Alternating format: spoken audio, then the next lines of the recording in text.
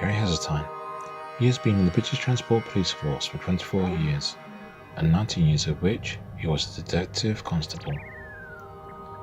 Gary now devotes most of his time to write an e-zine for the UFO Truth magazine, which comes out every month. Gary also hosts 2 major conferences in the UK per year. Gary has also given evidence in the citizen hearing in 2013. For over 60 years, and the subject of UFOs should now be openly accepted in the mainstream media as being real in nature, and which in turn would allow people to come forward from all walks, all lives, all countries, without the fear of ridicule and a risk to their careers. Gary's also been on mainstream TV programmes such as This Morning, which is a UK programme. He's been on that programme twice. Right, I stood with Holt. Have you stood with Holt at the edge of that farmer's field? No, I've been to I have, and I've stood at the edge of the farmer's field from this perspective, and this is a drawing he gave me. A representation. When they followed the object underneath the canopy of the trees, they got to a farmer's field. Across they see the farmhouse. I said, where is the object in relation to the farmhouse? He describes it as a 15-foot off the ground, glowing red. The farmhouse looked as if it was on fire. That is, are you sure? Where is it? To the left of the farmhouse. Can you show me where the lighthouse is? To the right of the farmhouse. Right. It was not a lighthouse. Lighthouses not come fly and stop above your head and shine a beam down at your ground. Lieutenant Colonel Holt is one of the most highly respected men ever to go on record to say he saw multiple UFOs. Gary's also been on alternative media programmes such as Which Planet and The Basis.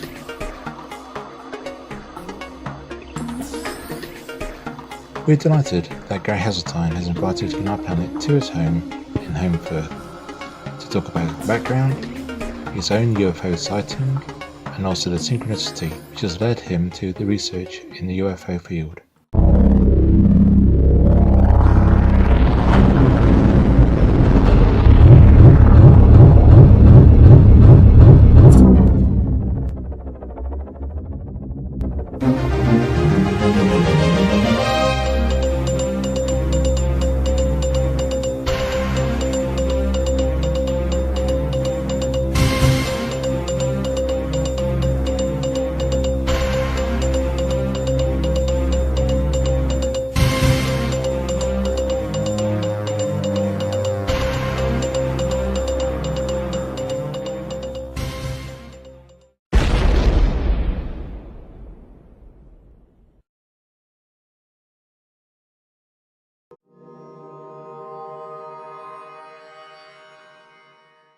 Welcome to Tonight Planet. We're privileged to be welcome to the home of Gary Heseltine. Pleased to have you here. Yeah, thank you for inviting us. Former detective constable, I believe, yes, and 24-year career in the British Transport Police, the last 19 years as a detective. Wow, okay. And founder of the UFO Truth magazine. 2013, we're just coming up to issue 30, which will be our 5th year anniversary. Fantastic. Excellent. Yeah. Looking forward to the conference as well. We're at the we're going to be there. Home fourth one too. Yeah, so. Well, if you can get down to the southern one, you can have a couple of complimentary tickets for that if you want as well. That's in Watford on the 28th of April.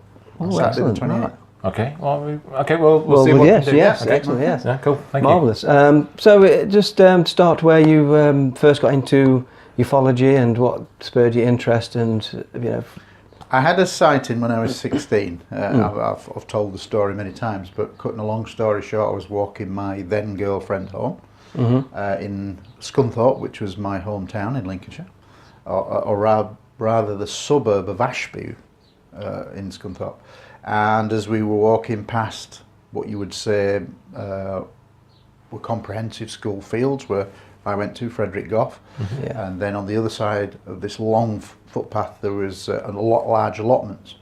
At that time there was no street lighting at all to illuminate this long pathway that divided both. There is now. It's all fenced now. But as we were at its darkest point, and as we're walking forward along a long alleyway which is perhaps 400 metres long, that dissects the allotments and the school fields. In the distance ahead of us was a housing estate, and it was a lovely August 1976, balmy summer night. Oh, We yeah, don't get yeah. many of these where there's no wind, it's really warm, t-shirt weather, all the stars out, no cloud, and then we see this bright white light, no distinct shape, moving right to left at that kind of angle, 60-degree angle.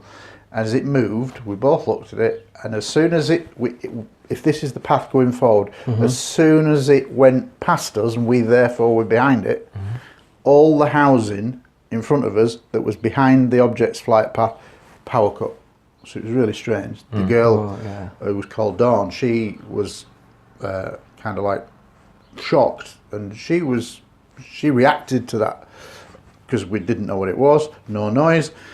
It went a bit further, and the housing estate was all in front of us, so one part's gone off, and then further along, then the second power cut behind the area of the flight path.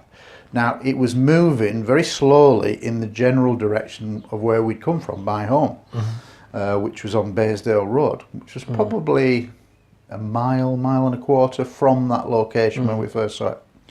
I had my bicycle with me, so I said, get on the crossbar, 2 on a bike, rode her to the end of the alleyway, turned right, and her house was probably 200 to 300 metres slightly uphill from right at the end of the alleyway. Dropped her house, the entire area is in total darkness, no total power cut.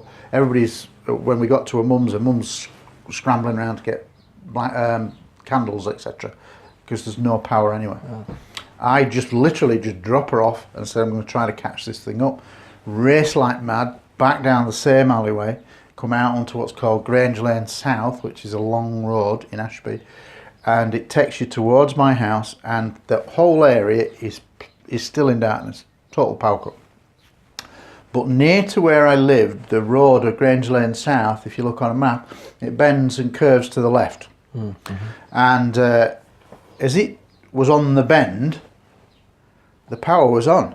So everything beyond the bend, you could see all the house lights on and the street lamps are on. So you go from total darkness, pitch black, and then right on this corner, the light's on. So as I got to this corner, the light is still on, and I distinctly remember glancing over my right shoulder, and I'd managed to just get ahead of the light, which was there, just slightly behind me. So I was now in front of it. So that's why the power was on, I think.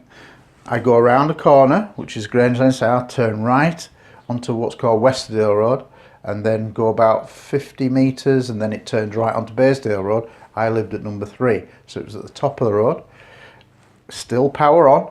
I literally drop the bike outside the front door. I go into the living room, and my mum and dad are having a cup of tea. It's supper time, so probably 8:30, 9 o'clock, something like that. And I say, come outside, I think there's going to be a power cut caused by this strange light. And they just look at me and like, yeah, don't react. So of course I only have a second before I have to leave them.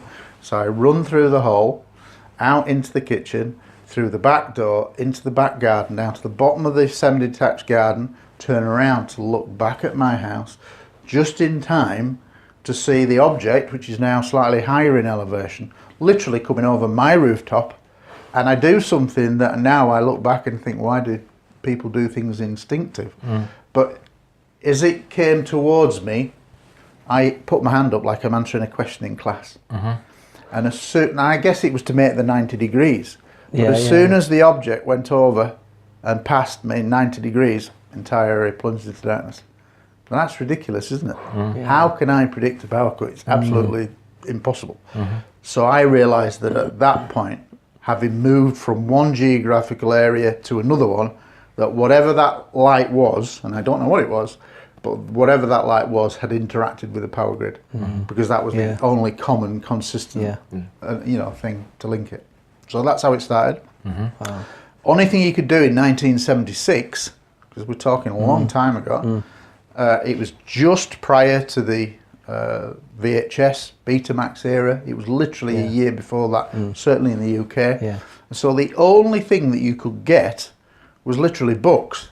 So I went to Ashby High Street, I lived in Ashby, and there was a second-hand bookshop, and I went in there, and the first book that I got, and you think about how many thousands of books have been published worldwide, the very first book that I get was actually a new book, and it was actually the 5th book written by Major Donald Kehoe.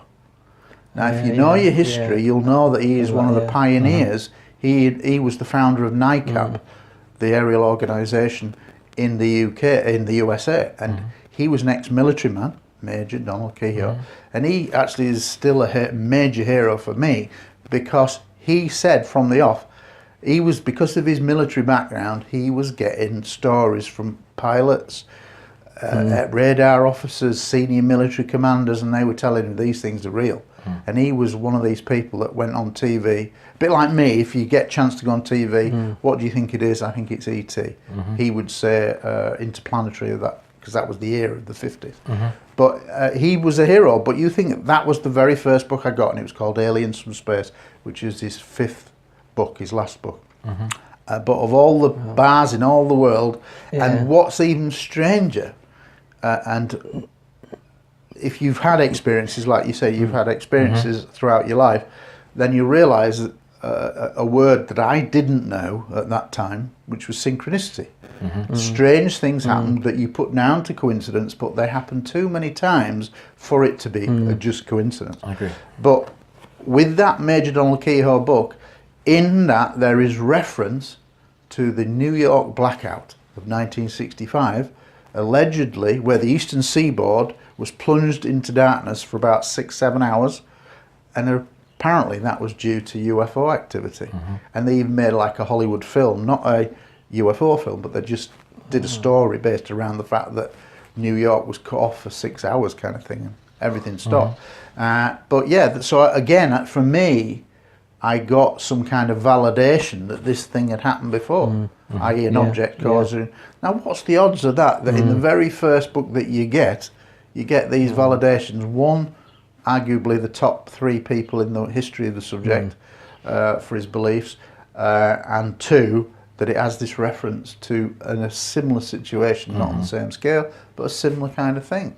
So again, but I mean, after that, I joined BUFORA, British UFO Research Association, as an associate member, and I'll be honest, I went to one meeting of the local group in Ashby, where I lived, and I thought they were all crazy. They were really a set of oddball people, so I only went once. And then literally, all it was then was, it was in the background, and I didn't really do anything about it. I didn't do any active things, apart from one thing, and I still have a newspaper clipping.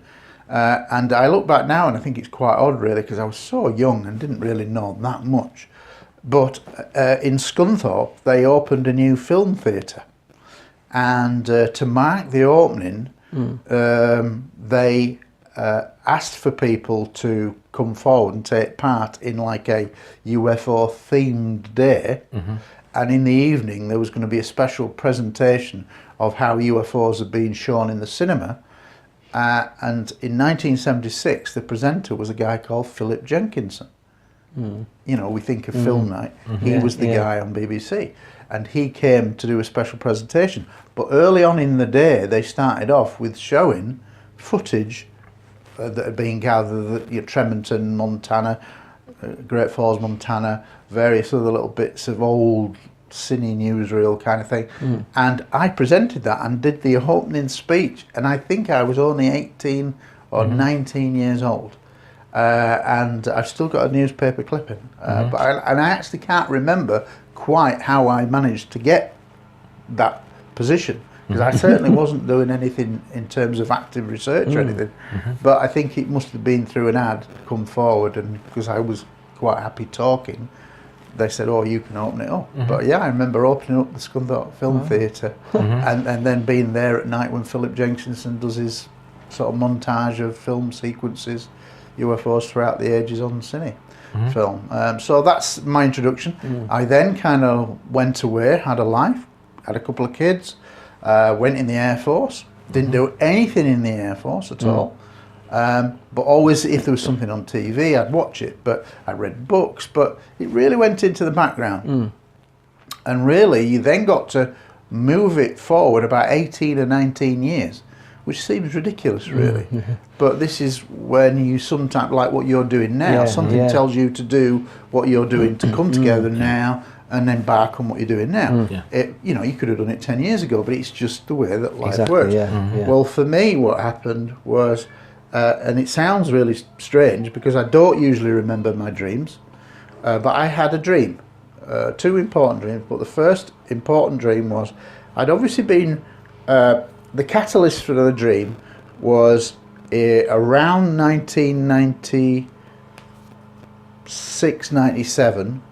I was walking around because I was a detective in 95, so I was in plain clothes on Leeds City Railway Station, and I went into W.H. Smith's, and on the shelf, on like one of the big display shelves, was this glossy magazine that I'd never noticed before called UFO magazine, a printed glossy A4 magazine, and it was the publication that was run by Graham Birdsall.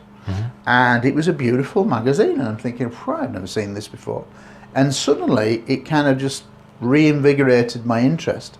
And so I then started to get that, and of course it would draw reference to newer books. So I then got books like Above Top Secret by Tim Good, A Covert Agenda by Nick Redfern, and you know, I really started to get pulled into it, and it kind of reawakened my interest to the point that this is where a couple of years later something dramatic happens. And the dramatic thing is, I don't usually remember my dreams, but I woke up with a very vivid kind of like waking memory of a kind of fictional scenario of characters, a storyline about what could cause world disclosure on UFOs.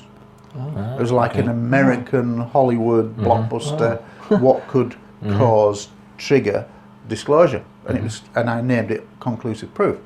And anyway, cutting a long story short, I'd never written anything in my life in terms of writing, and within 6 weeks I'd had the characters that I woke up with, the basic premise of a storyline, and over the first 6 weeks I wrote the first draft of Conclusive Proof, and it was basically a beginning, middle and an end.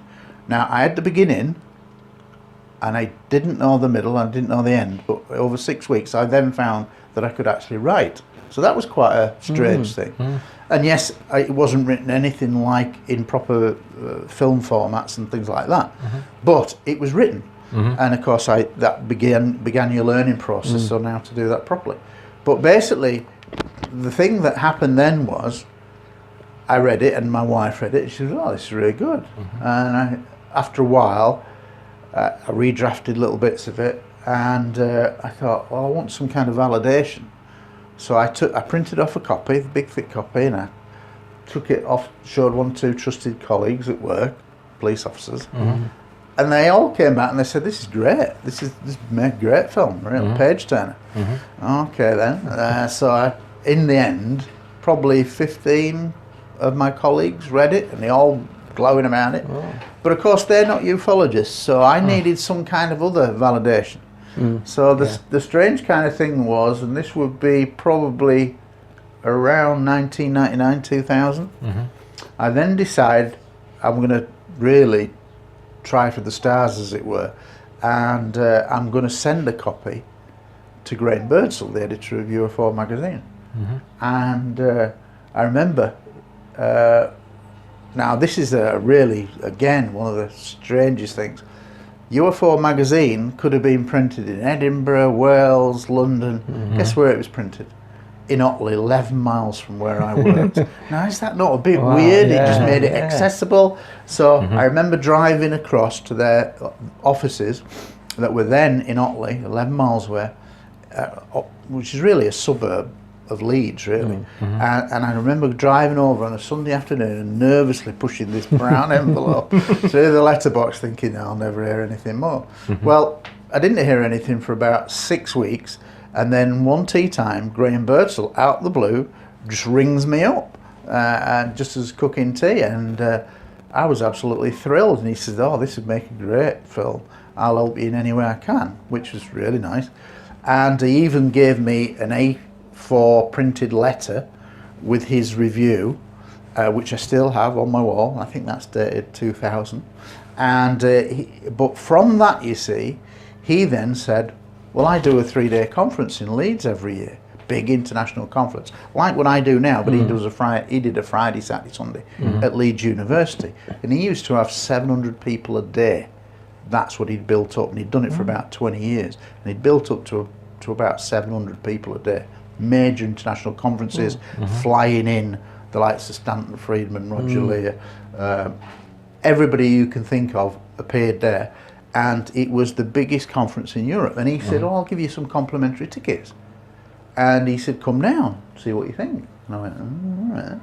So by then I'd got divorced and I was with a new partner, and I said, "Well, let's go." So I remember going, and sure enough, got complimentary tickets.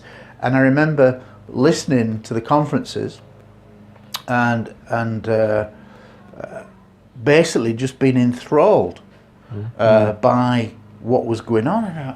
And I came away from that weekend conference thinking, I want to get involved, but how do I get involved? When you're a detective, you don't work a regular 9 to 5. If there's a serious incident, you tend to work all the hours until that's kind of, you'd say, bottomed in the or sorted, charged, somebody's charged or whatever. So your life is not your own. So then I began to think, well, what could work for me? And then people would say, write about what you know. And of course, what did I know? I knew police officers. So this is where the second significant dream comes in that I don't normally remember. And the dream was create an unofficial national database for police officers. So again, this is where Graham Birdsall comes along, because I then knew this editor of a printed magazine that went all over the world. And so I went to him, and by the time I had that dream, he had moved from 11 miles away to 2 miles away from where I worked. Literally, and I'm a detective, so I can go out in a plane car and have a tea stop anywhere I want. And that's what I did. And so I went to his offices, and over the last 2 years of his life, so 2001 to 2003, I got to know him pretty well. And because I would regularly call him maybe once a week or once a fortnight, and got to know him really well. But I then had the idea from the dream, and I took it to him and I said, "Look, I've had this idea for a database. Would you let me write an article to launch it in UFO magazine?" Now at that point I'd never been in a printed publication of anything. And he said, "Yeah, I like the idea." And he said, "You're a credible person, you're a serving police officer." He was all in favour of trying to bring credibility to the subject. So he looked at me and I thought, oh, this is a great avenue for the subject. So he then said, "Yeah, okay, write your article." And so I wrote the article, and that's when the database launched in January issue of 2002, UFO magazine. So if you've got that magazine, there it is. And straight away, I started to get retired officers. Not many, and this was never a flood, maybe 2 or 3 a month, something like that with every issue. But basically, generally retired officers started to write to me and tell me their stories, and that would lead to others, because I'd say to them, "Do you know of any other officers that have had?" "Oh yeah, I've talked with him." "Have you got their details?" Yeah. And it kind of like mushrooms and leads from one to the other. And you often get little clusters around police officers. You'll have one police officer, and it could, like with Alan Godfrey, that led to about another 7 or 8 because he knew colleagues who had seen things as well. So you get clusters. But yeah, and so that's how it started. And then what happened, and it's really tragic, because if you're not aware, Graham Birdsall died at the age of 49 of a brain hemorrhage, cerebral hemorrhage, in September 2003. Well, his conferences were literally at the end of September, the 3rd week of September, and he died the 1st week of September. And so it was 2 weeks before. And the previous year, in his 2002 conference, he had actually invited me to be one of his speakers on the Friday night. Now, Friday night was not really a full day, it was just evening, where there would be maybe a video shown, an introduction to the speakers, or an armchair discussion. It was kind of like just 4 hours on the Friday night. Well, he wanted to introduce me to the British public, as it were, and the database. So he invited me, and I don't actually have a copy of it. I wish I did. And there will be a copy out there, because they used to do video all the conferences. But basically, on the Friday night, he did an armchair chat a bit like I do at my conferences now. I do a one-to-one, like with Stan Fried, that you may have seen online. And he did that on the Friday night, and I did like half an hour. And he basically introduced me, and he said, next year, I want you to be a main speaker on one of the Saturday and Sunday. So if you got any magazines from 2003, you'll see that I was one of the top speakers down to speak. And that would have been a major elevation for me. Unfortunately, that didn't happen because he died. The conference didn't happen. And so in a sense, I stayed not that well known other than in the UK. I think had I have had that breakthrough there, I would have then started to be seen overseas and do a lot more overseas lectures. But it didn't. And I had to wait for another 7 years to make that kind of breakthrough in 2010. But literally that's how it all started. 2010, as I say, is an important time for me because I then get invited to the Laughlin, there used to be a World UFO Conference, and it was held in Laughlin, Nevada, which is literally by the Colorado River, middle of nowhere, about 90 miles away from Las Vegas, out in the desert, and literally a lovely location, but basically nothing there apart from 5 or 6 big gambling hotels. And so it was a little gambling town, Laughlin, Nevada. And the conference had been there for about 20 years, and it was run by a guy called Bob Brown. And anyway, it was like the equivalent to Graham's, but on an even bigger scale, because it was the US, and they maybe had 40 speakers over a week, and it was massive. And it was the last time he ran it because his wife died of cancer, and he then handed over to Open Minds, who then do the 4-day conference in Phoenix. So anyway, it was the last world conference in Laughlin, and I was invited out to be a speaker. So that was a big breakthrough because it showed me to international audiences. And what I didn't realise there was, and I met Steve Bassett, is a little anecdote. And Steve Bassett, obviously, do you know Steve Bassett? Have you ever met Steve Bassett? Not met. Well, he's a kind of a quirky character. He's a very good speaker. And obviously, he's a lobbyist for disclosure and whatever. He's really the only world politician as such doing that kind of work as a lobbyist. But anyway, because Laughlin was such a big event, they had a huge vending area, which was like, and because it was set in the grounds, it was set in the base of this gambling hotel. Well, these hotels maybe can cater for 3,000 or 4,000 people, and they were absolutely massive. And their rooms could cater for maybe 1,500 people in one auditorium.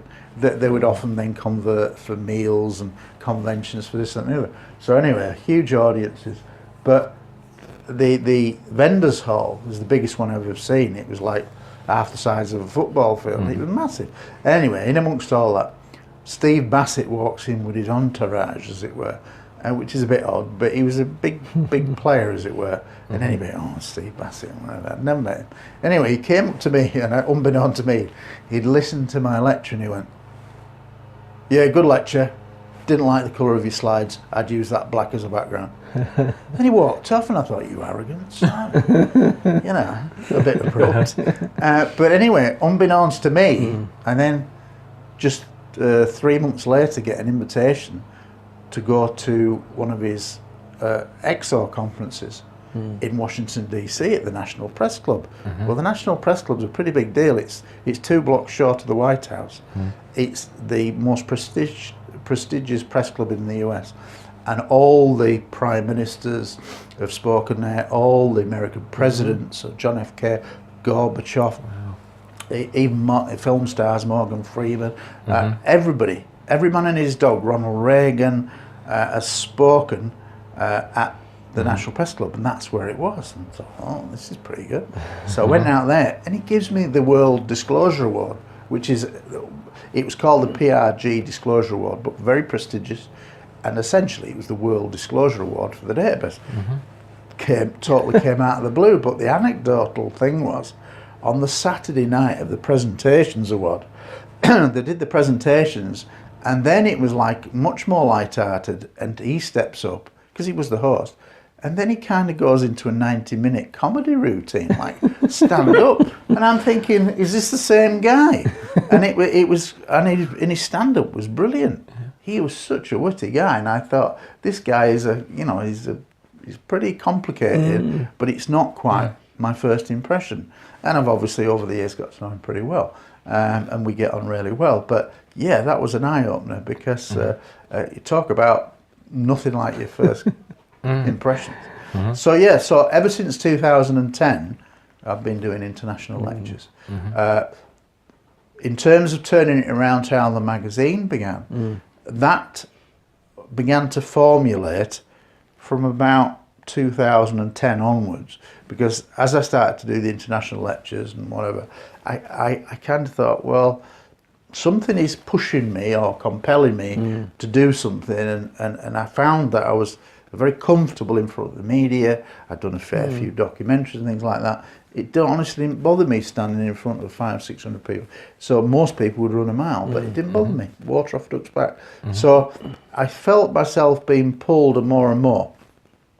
But when I'd started the database in 2002, initially there wasn't any hassle through the police, other than my detective sergeant, who was my line supervisor, saying, "Why are you doing this?" And I said, "Well, it's important to me." And he said, "Well, I don't think this is going to be very good for your career." And I was a good detective, and he said, "I don't think it's going to be very good for your career." I said, "Well, you've got hobbies, you play golf, I don't tell what you to do in your time off. Why should anybody be bothered about me?" And I was very upfront about it. And when the internet was just really coming in, and for police forces, they had their own intranet just for force personnel, and they'd like a running section, a taekwondo section, and I did a UFO section. So I couldn't be any more upfront. And at first, I really got ribbed some electronic. But I expected that, because that's just the nature of policing. But after that, I started to get information, because the BTP, with it being a national force policing the railway system, you basically had a lot of ex-military people.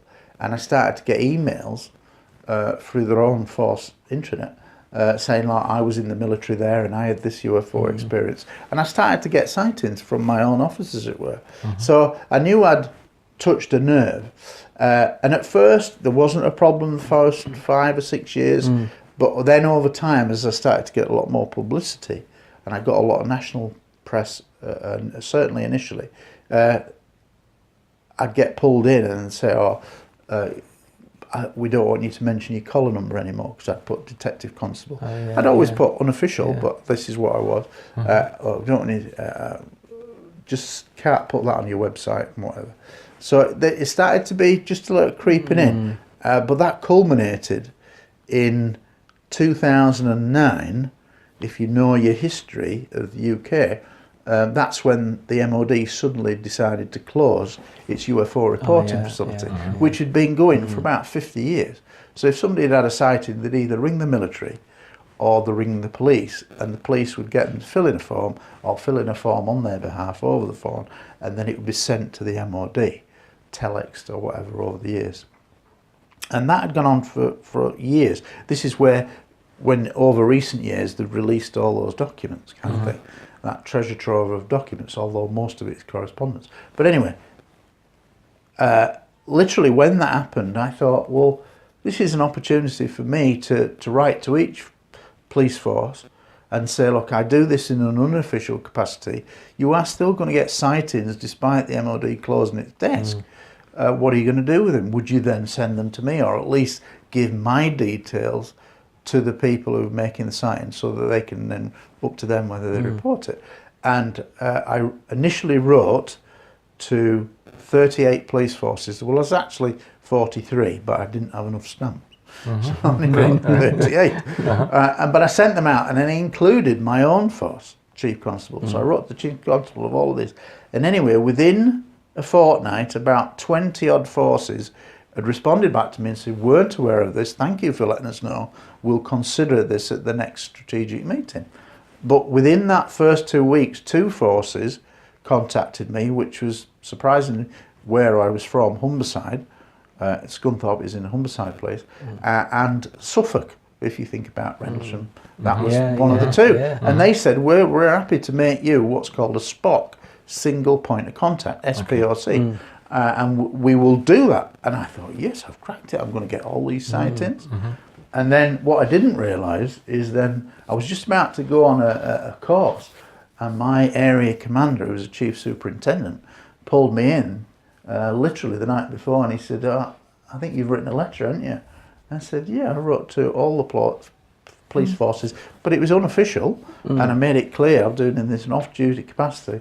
And he said, well, it's not gone down very well with our new chief constable, British Transport Police Constable. And I went, oh my, what's up? And he said, well, it turns out he'd had a phone call from another chief constable. It was never specified which one it was. And basically the tone of the conversation was, who's this UFO nut you've got working for you? So clearly they didn't have much time for UFOs.